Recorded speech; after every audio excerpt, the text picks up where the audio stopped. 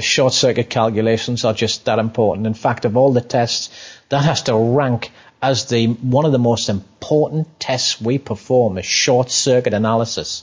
We have to perform that test. We have to ensure that should we get a fault anywhere on that installation, the fuse or circuit breaker nearest that fault has to not only see the fault first, it must trip and isolate that dodgy or faulty circuit and leave all your healthy circuits intact. So if you get a faulty circuit, you don't want to trip the board upstream of the circuit, you only want to trip the circuit. And the fuse or circuit breaker nearest that fault has to be up to the job of quenching the arc. When the contacts part on a circuit breaker, for instance, there is going to be a slight splash or a slight arc across the contacts. The circuit breaker has to be up to the job of quenching the arc.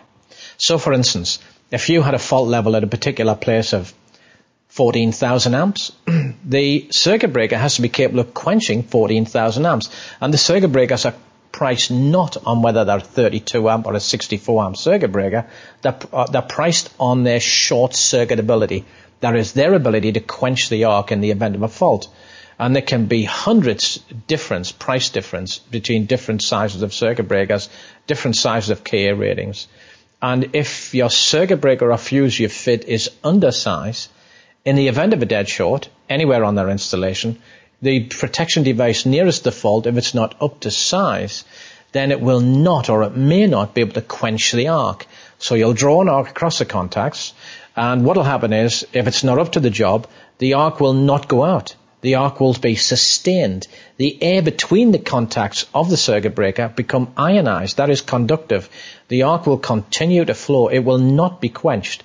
And then what you'll have happening, you'll have molten metal running down wherever that circuit breaker is. The circuit breaker will begin to melt from the inside.